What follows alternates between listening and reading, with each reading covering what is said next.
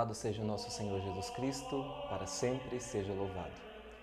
Este é o nosso 27º dia de meditações quaresmais. E nas nossas últimas meditações, vimos a respeito do uso da nossa liberdade, do nosso poder de escolha para fazer a vontade de Deus e também para vencer as paixões desordenadas que existem dentro de nós e para liberar do nosso coração a capacidade de amar. Também, em algumas outras meditações, nós falamos a respeito de algumas virtudes, como a virtude da paciência, a virtude da humildade, a virtude da mansidão. Mas agora nós iremos aprofundar um pouco mais nesse tema das virtudes e falar daquelas virtudes fundamentais que compõem a vida de um cristão. E para a aquisição das virtudes é preciso que nós nos exercitemos. Nós iremos começar esta nossa meditação com um versículo da carta de São Paulo aos Filipenses, no capítulo 4, versículo 8, em que São Paulo nos diz o seguinte: Finalmente, irmãos, ocupai-vos com tudo o que é verdadeiro, nobre, justo, puro, amável, honroso, virtuoso, ou que de qualquer modo mereça louvor. São Paulo, ele coloca para nós que nós devemos nos ocupar com aquilo que é digno de um filho de Deus, com aquilo que é digno de uma pessoa criada à imagem e semelhança de Deus. Nós devemos nos ocupar os nossos pensamentos, ocupar os nossos sentimentos e ocupar as nossas ações, em suma, com aquilo que é virtuoso. A palavra virtude significa uma força que brota de dentro de nós. É uma força para fazer o bem. Poderíamos resumir, sintetizar o sentido desta palavra virtude. Uma pessoa virtuosa é aquela que realiza ao máximo as suas possibilidades humanas, tanto nos aspectos naturais da sua vida do dia a dia, como também nos aspectos da sua vida espiritual. Ela visa a santidade e ela vai procurando viver a santidade no seu dia a dia. E uma pessoa virtuosa é aquela que realiza o bem de acordo com as suas inclinações mais íntimas, ou seja, o desejo da virtude brota do mais profundo do seu coração. Não é por nenhum motivo externo, não é por nenhuma coação, mas é por uma decisão livre. E também aquilo que a pessoa escolhe para viver é sempre ordenado para aquilo que é bom e para aquilo que é justo. O Catecismo da Igreja Católica nos fala a respeito desta realidade das virtudes no número 1803 e nos diz o seguinte, conceituando o que é virtude. A virtude é uma disposição habitual e firme para fazer o bem.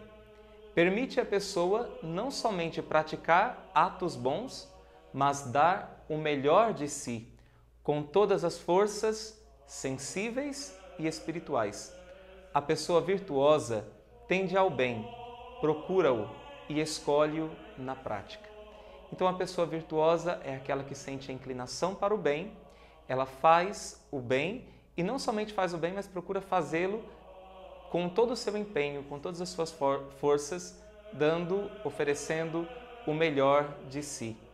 E São Gregório de Nissa, ele diz o seguinte: o objetivo da vida virtuosa é tornar-se semelhante a Deus. Nós vimos numa meditação passada de que quando nós exercemos alguma virtude ou nós adquirimos alguma virtude, nós estamos deixando transparecer em nós os próprios atributos de Deus. Se Deus é misericordioso, nós, quando praticamos esta virtude da misericórdia, nós estamos deixando transparecer algo da misericórdia divina que passa através de nós. O Catecismo também, ele diz o seguinte a respeito das virtudes humanas, que elas são atitudes firmes, são disposições estáveis. Então aqui é importante isso, a virtude não é algo praticado de vez em quando, não é algo não é algo simplesmente de ocasião, mas é algo estável, é algo permanente na vida da pessoa virtuosa. Então, as virtudes, elas são atitudes firmes, disposições estáveis, perfeições habituais do entendimento e da vontade, que regulam os nossos atos, ordenam as nossas paixões e guiam a nossa conduta segundo a razão e segundo a fé. Elas proporcionam facilidade, domínio e satisfação para levar uma vida moralmente boa. A pessoa virtuosa é aquela que livremente pratica o bem. O contrário da virtude é o vício. O vício é um mau hábito que, de tanto praticar, ele fica arraigado, impregnado em nós e ele acaba se tornando a nossa maneira de nos comportar. Só que isso vai trazer sérias consequências para a nossa vida e nos prejudicar e prejudicar a vida das outras pessoas. Enquanto a virtude, ela é o contrário disso. Ela é um hábito bom que, de tanto praticarmos, passou a fazer parte da nossa própria vida. Aquilo se tornou o nosso modo natural, nosso modo habitual de agir. Uma pessoa, de tanto ser generosa, de tanto praticar atos de generosidade, ela se torna uma pessoa generosa. Então não são apenas atos esporádicos, se torna algo que é habitual, que é permanente, que é estável e que está sempre presente em nós. E a virtude, ela vai fazendo isso, ela vai nos configurando, ela vai moldando o nosso ser. Também na meditação anterior nós vimos que pelas virtudes e pelo bom exercício da nossa liberdade, nós somos chamados a sair de um estado contra a nossa própria natureza humana para passarmos a agir em um estado a favor da nossa própria natureza humana, conforme Deus a criou, a pensou e a quis. Nós temos um exemplo luminoso de Santa Teresinha do Menino Jesus, mais uma vez, que foi uma grande mulher virtuosa.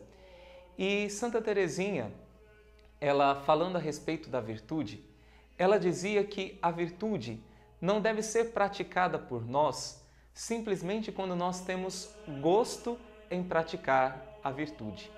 Para praticar a virtude, muitas vezes nós vamos precisar nos contrariar. Nós muitas vezes vamos precisar nos sacrificar e renunciar de alguma forma aos nossos gostos. Porque ela diz o seguinte: se eu faço a virtude somente quando eu sinto um gosto nisso, na verdade eu não amo a virtude. Eu estou apenas procurando satisfazer a mim mesmo. Mas quando eu pratico a virtude, apesar de eu não sentir gosto nisso, eu estou provando que realmente a virtude habita em mim e eu estou fazendo aquilo por amor daquilo que é certo, daquilo que é verdadeiro, daquilo que é justo, daquilo que é nobre, daquilo que é a vontade de Deus. Portanto, a virtude, muitas vezes, no seu exercício, ela vai exigir de nós que nós nos contrariemos e que nós também nos sacrifiquemos. Mas assim nós provaremos que nós realmente estamos firmes e consolidados numa determinada virtude ou nas virtudes de uma maneira geral. Existe também um versículo na segunda carta de São Pedro, que nos ajudam a refletir um pouco sobre esta realidade das virtudes. Na segunda carta de Pedro, capítulo 1, versículos de 5 a 8, nós podemos ler o seguinte: esforçai-vos, quanto possível, por unir vossa fé à virtude, unir a virtude à ciência, a ciência à temperança, a temperança à paciência, a paciência à piedade, a piedade o amor fraterno e ao amor fraterno a caridade. Se essas virtudes se acharem em vós abundantemente, elas não vos deixarão inativos, nem infrutíferos no conhecimento de nosso Senhor Jesus Cristo. Portanto, nós precisamos nos decidir em levar uma vida virtuosa aos olhos de Deus, porque sermos virtuosos é colocar em prática tudo aquilo que Deus sonhou para o nosso ser, tudo aquilo que Deus projetou para o nosso ser. Nós estaremos desenvolvendo ao máximo as nossas potencialidades e liberando em nós a capacidade de amar e de fazer o bem. E é isso o que Deus espera de nós. Como proposta para a meditação neste dia, eu sugiro que você Como proposta para meditação nesse dia, eu sugiro a você o texto da Carta de São Paulo aos Filipenses, no capítulo 4, no versículo 8. E como uma frase para iluminar o seu dia, uma de São José Maria Escrivá, onde ele nos diz: onde não há mortificação, não há virtude. Deus te abençoe.